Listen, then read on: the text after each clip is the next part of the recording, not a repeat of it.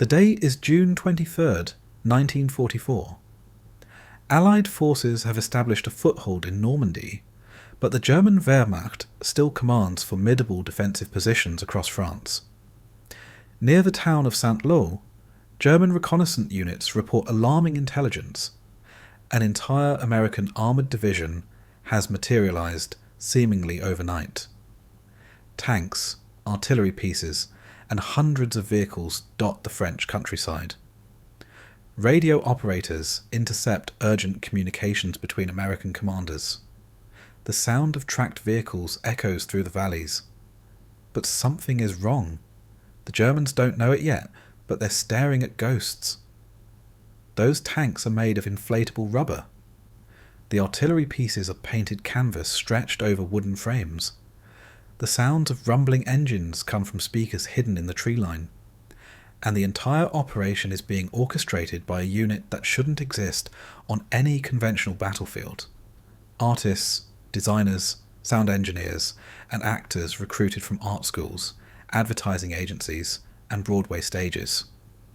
This is the story of the Ghost Army, officially designated the 23rd Headquarters Special Troops, a top-secret unit of 1,100 men who weaponized deception on an industrial scale. Their story remained classified for nearly 50 years, hidden even from the soldiers who fought beside them.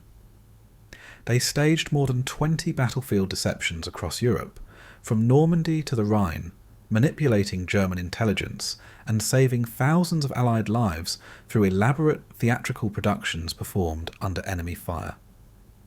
The origins of tactical deception in World War II trace back to 1940, when Britain stood alone against Nazi Germany. With invasion imminent and resources desperately scarce, British military planners turned to an unconventional weapon: illusion. Lieutenant Colonel Dudley Clark pioneered battlefield deception in North Africa, creating phantom divisions that tied down Axis forces hunting for armies that didn't exist. His dummy tanks and fabricated radio traffic convinced German commanders they faced opposition where none existed. The British shared these techniques with American forces in 1943, as Allied planners prepared for the eventual invasion of Europe. The problem was scale. The invasion of France would require deceptions far more elaborate than anything attempted in the desert campaigns. German intelligence services were sophisticated, employing aerial reconnaissance, signal intelligence, and extensive spy networks. Simple dummy equipment wouldn't suffice.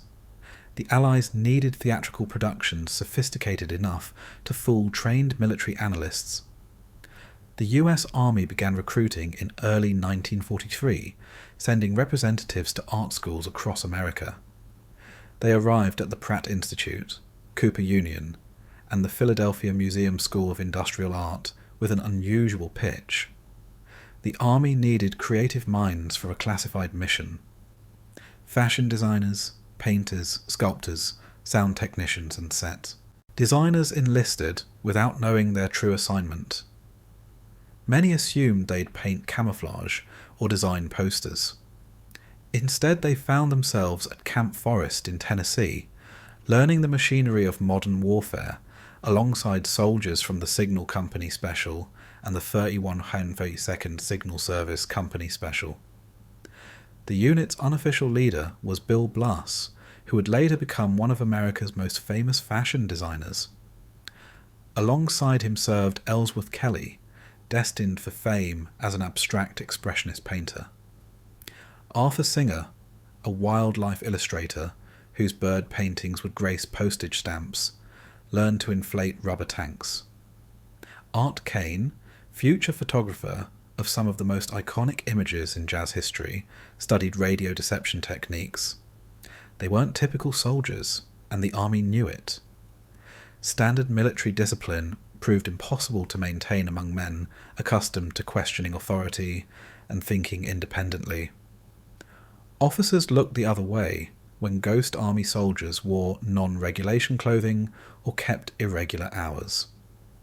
The unit developed its own culture, somewhere between military formation and artists' collective. They held informal art classes during downtime, sketched their surroundings compulsively, and approached military problems with creative solutions that baffled conventional commanders. Their equipment arrived in crates marked with misleading labels. Inflatable Sherman tanks, each weighing merely 70 pounds, could be deployed by 4 men in 15 minutes. These weren't crude balloon animals. Engineers had studied the way light reflected off real tank armour, replicating subtle curves and shadows. From 200 yards away, even experienced soldiers couldn't distinguish rubber from steel. The unit possessed entire phantom armies in containers. Half-tracks, artillery pieces, supply dumps, even inflatable airplanes that looked convincingly real from German reconnaissance altitudes. But visual deception formed only one layer of the Ghost Army's arsenal. The 3192nd Signal Service Company operated spoof radio, creating entirely fictional military networks. Radio operators transmitted messages between non-existent units, mimicking the communication patterns of real armoured divisions. They studied how authentic units communicated, learning the subtle patterns that intelligence analysts use to identify formations. Call signs, message frequencies, operator personalities, every detail required perfect replication. German signal intelligence units would intercept these transmissions, adding phantom divisions to their maps. The Sonic Deception Platoon engineered perhaps the most innovative component. Sound engineers recorded actual tank columns, artillery battalions, and engineering units during exercises. They captured the distinctive sounds of different vehicle types. The high whine of Stuart light tanks differed from the deeper rumble of Sherman mediums. They recorded bridge-building operations, supply convoys, and troop movements, creating a library of battlefield audio. Special speakers, developed in collaboration with Bell Labs engineers, could project these recordings up to 15 miles. The sonic cars, camouflage trucks carrying speaker arrays and playback equipment would position themselves behind the front lines after dark. As night fell, they'd broadcast the sounds of massive troop movements, creating the auditory signature of divisions repositioning under cover of darkness. German listening posts would report the movement of forces that existed only as sound waves propagating through the French night. The Ghost Army landed in France on June 15, 1944, 9 days after D-Day. The beaches still bore evidence of the apocalyptic battle. Destroyed landing craft littered the waterline, and German fortifications lay shattered above the tide line. The unit moved inland quickly, aware that the real test of their training lay ahead. The breakout from Normandy would require every deception the Allies could muster. Their first major operation, codenamed Elephant, launched on July 1st near Saint-Lô. The 2nd Armoured Division needed to disengage from the front line for rest and refitting. Simply pulling an entire division out of combat would create a dangerous gap that German forces might exploit. The Ghost Army would replace them, maintaining the illusion that the 2nd Armoured remained in position. Under darkness, real soldiers withdrew their equipment while Ghost Army troops moved forward. By dawn, rubber tanks occupied the same positions previously held by genuine armour. Radio operators began transmitting on the 2nd Armoured's frequencies, maintaining their communication patterns. Sonic cars played recordings of tank maintenance operations, the clank of tools, the grind of engines being serviced, voices barking orders. The deception required more than equipment. Ghost Army soldiers had to become the 2nd Armoured Division. They sewed the division's distinctive shoulder patches onto their uniforms. When they visited local towns, they spoke about the unit's recent battles, sharing stories they'd memorized from intelligence briefings. They frequented the same cafes and bars that 2nd Armoured soldiers had visited, maintaining the social patterns German informants might report. The operation succeeded beyond expectations. German forces facing the sector never detected the substitution. They continued planning their defences around the presence of a full armoured division. Meanwhile, the real 2nd Armoured rested and re-equipped 30 miles behind the lines, preparing for the coming offensive.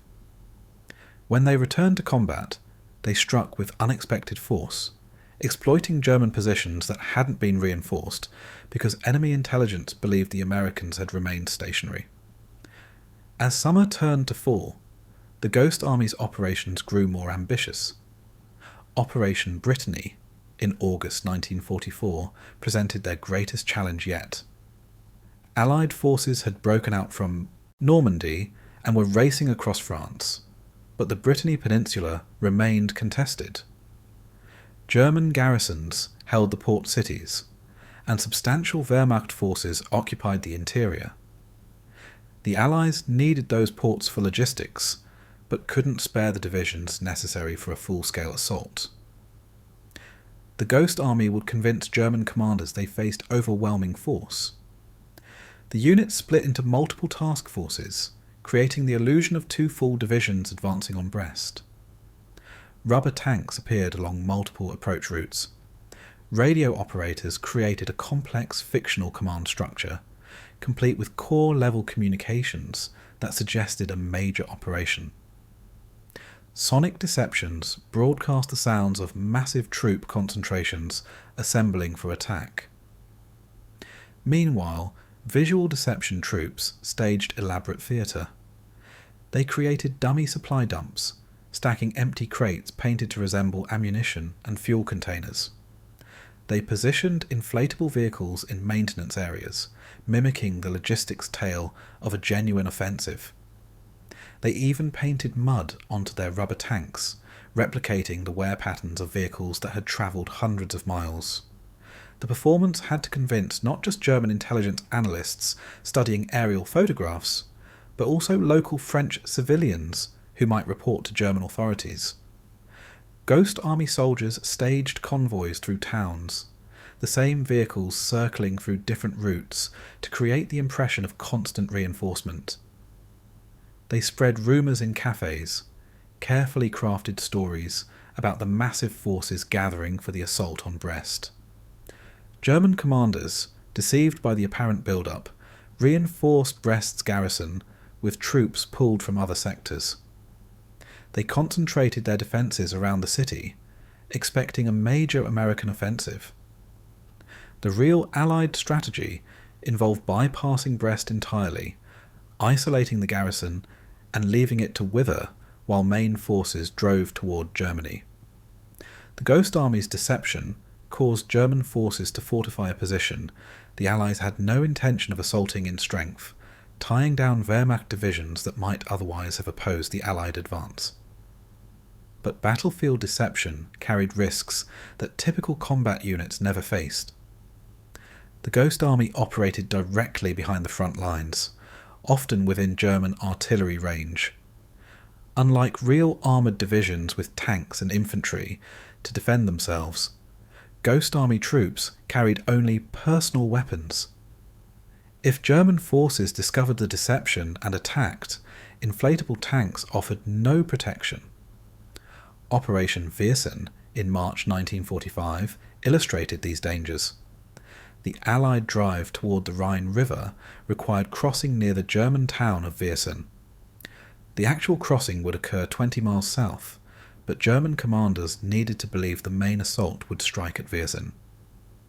The Ghost Army moved into position, deploying their Phantom Division directly across from German defensive positions.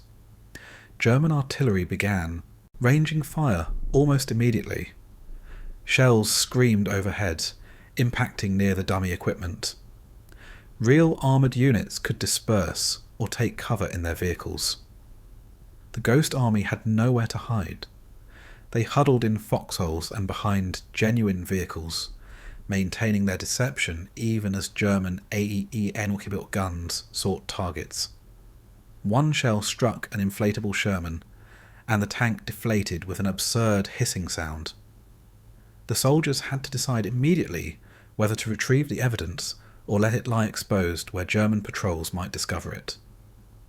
A squad sprinted into the impact zone under fire, dragging the deflated rubber to safety before German observers could identify what they'd destroyed.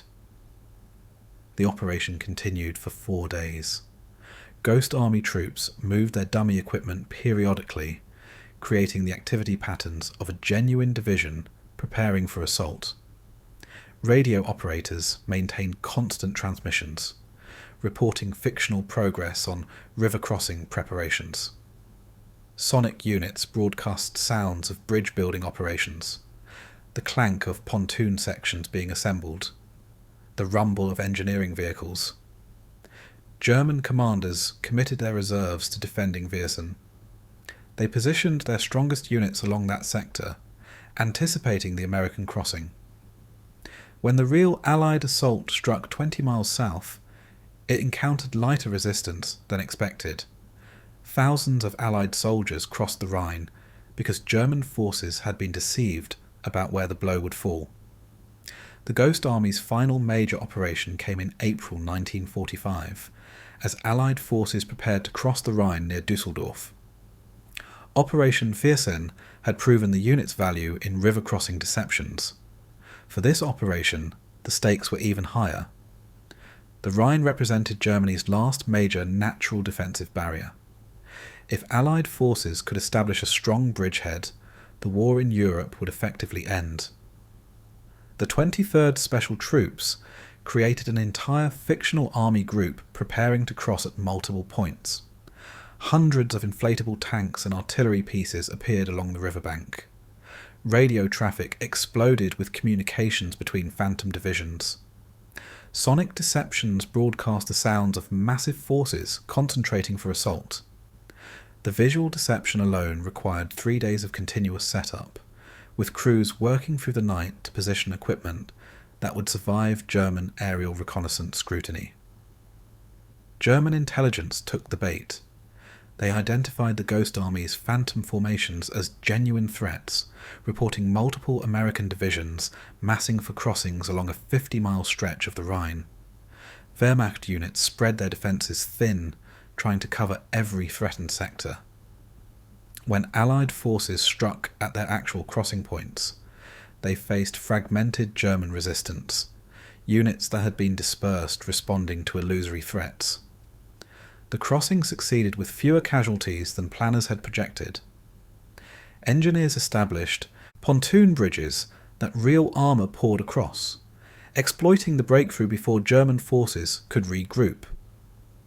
Within weeks, Allied armies were driving into the heart of Germany, the Rhine barrier breached decisively. Throughout their service, Ghost Army soldiers documented their operations through art. Every evening, after setting up deceptions or moving equipment, they sketched and painted. They captured the surreal landscape of their war. Inflatable tanks silhouetted against burning cities, phantom artillery pieces deployed in medieval village squares, rubber vehicles parked beneath Renaissance churches. Their artwork recorded a secret war within the war, a shadow conflict fought with illusion and misdirection. These weren't official military documentation photographs. They were personal artistic responses to an unprecedented form of warfare. Watercolours depicted the dreamlike quality of phantom armies existing in the liminal space between real and fake. Sketches captured the absurdity of soldiers inflating rubber tanks while actual combat raged miles away. The artists understood they were participating in something unprecedented, and they compulsively documented it through their medium. After Germany's surrender in May 1945, the Ghost Army disbanded quickly. The unit's very existence remained classified. Soldiers returned to civilian life under orders never to discuss their service. They couldn't tell family members, couldn't include it on resumes, couldn't explain the gap in their biographies. For decades, they maintained silence about the most significant experience of their lives. The military rationale for secrecy was simple. Tactical deception might prove valuable in future conflicts. If potential adversaries understood American capabilities and techniques, they could develop countermeasures.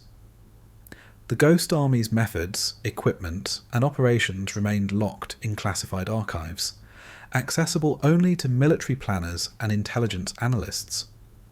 But as years became decades, the secrecy began to seem unnecessary. The Cold War developed its own deception doctrines, different from World War II techniques. The equipment had long since become obsolete. The tactical situations that made Ghost Army operations possible, fluid front lines, limited enemy intelligence capabilities, the absence of satellite reconnaissance, no longer existed in modern warfare.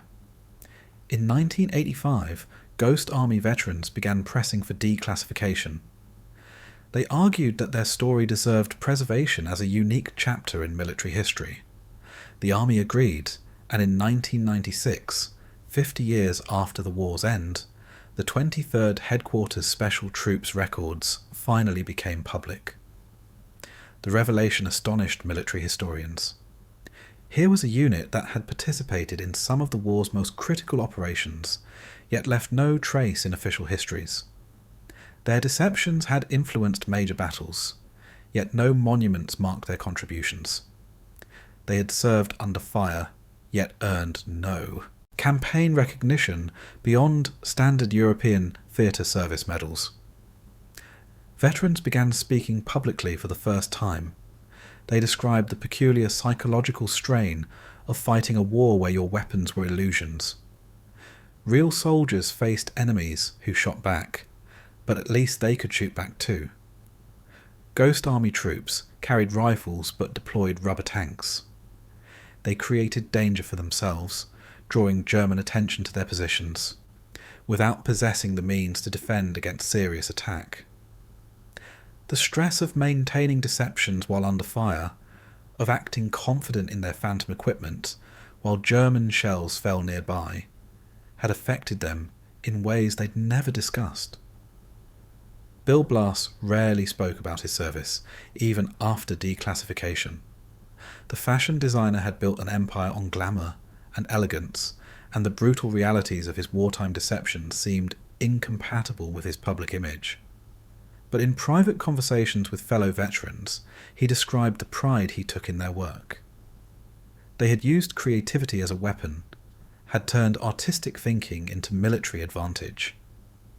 In a war dominated by industrial killing, they had fought with imagination.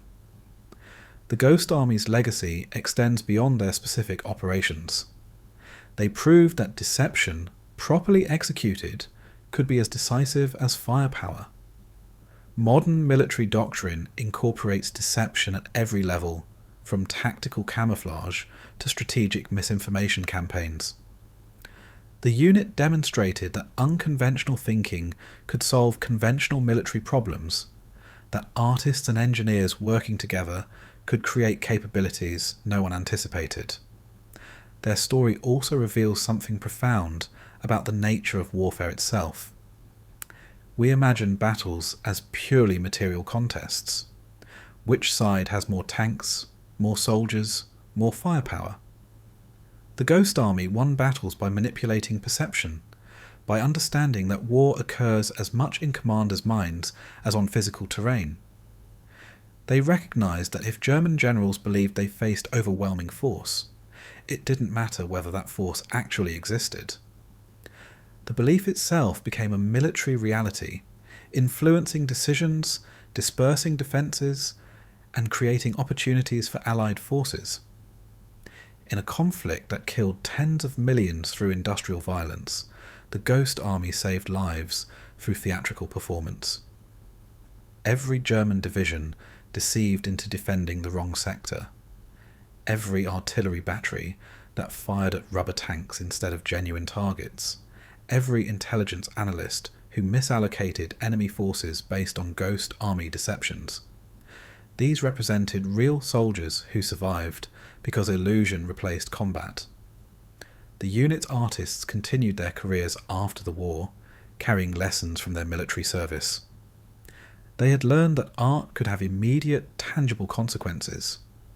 Their paintings and sculptures might hang in galleries and influence aesthetic movements, but they had once used those same creative skills to reshape battlefields and alter the course of battles. That knowledge informed their post-war work, a recognition that art possessed power beyond the aesthetic. Ellsworth Kelly's abstract paintings, with their hard edges and flat colours, contained echoes of the dummy equipment he'd deployed in France. The sharp boundaries between shapes, the way forms occupied and defined space. These reflected an artist who had learned to think about visual perception as tactical advantage. His work reduced reality to essential elements, much like the Ghost Army reduced armoured divisions to their visual and auditory signatures. Art Kane's photographs, particularly his famous 1958 Great Day in Harlem jazz portrait, demonstrated the compositional skills he'd honed during the war. Arranging 57 jazz musicians on a Harlem stoop required the same spatial intelligence he'd developed positioning dummy equipment to survive aerial reconnaissance. Every figure needed proper placement. Every shadow and sightline required consideration. The photograph looked spontaneous, but resulted from careful orchestration, illusion serving truth. The broader influence rippled through Cold War military planning. Operation Fortitude, the massive deception operation that convinced Germans the D-Day invasion would strike at Calais rather than Normandy, had run parallel to Ghost Army operations. Its success, combined with the 23rd Special Troops achievements, convinced military planners that deception deserved permanent integration into warfare. The US Army established dedicated deception units, training soldiers in techniques the Ghost Army had pioneered. Modern thermal camouflage, radar reflective decoys, and electronic warfare systems descend directly from those rubber tanks and recording trucks. The principles remain identical. Convince your enemy they face threats where none exist. Make them waste resources responding to illusions, and strike where they're weakest, because they're defending against ghosts. Today, the Ghost Army story reaches beyond military history into broader cultural memory. Their artwork hangs in museums, testament to the strange intersection of creativity and violence. Documentaries and books explore their operations, asking questions about the ethics of deception, the nature of bravery, and what it means to fight a war through performance rather than violence. Memorials now honour their service. In 2019, the US Senate passed legislation authorising the Congressional Gold Medal for Ghost Army veterans. The recognition came late. Most veterans had already passed away, but it acknowledged a truth that had remained classified for generations. These artists and engineers had served their country as courageously as any combat soldier, facing enemy fire to maintain deceptions that saved thousands of lives. The last Ghost Army veteran, Bernard Bluestein, died in 2020 at age 96. With his passing, living memory of the unit ended. What remains are documents, artwork, and stories. Fragments of a shadow war fought by artists who became soldiers and soldiers who became performers. They weaponized illusion, turned creativity into tactical advantage, and proved that imagination could be as decisive as firepower. Their war was fought with rubber and canvas, radio transmissions and sound recordings, painted shadows and carefully crafted lies. They convinced German commanders to defend positions that wouldn't be attacked, to reinforce sectors that faced no threat, to waste precious resources hunting phantoms. Every deception succeeded, represented battles that didn't need to be fought, casualties that didn't occur, destruction that never happened. In the end, the Ghost Army won their battles by never fighting them at all. They conjured threats from nothing, forced enemies to respond to illusions, and disappeared before anyone could recognize them. as the artists and dreamers they'd always been. They remained ghosts, even after the war, vanishing back into civilian life with secrets they couldn't share, having fought a war that officially never happened with weapons that shouldn't have worked, but they did work. Across France and Germany, from Normandy to the Rhine, phantom armies marched and rubber tanks rolled and recorded voices echoed through the night. German soldiers manned defences against divisions that existed only as collective imagination, and Allied forces exploited every gap, every miscalculation, every resource wasted chasing ghosts. The artists saved thousands of lives by painting shadows, inflating rubber, and performing the greatest theatrical deception in military history.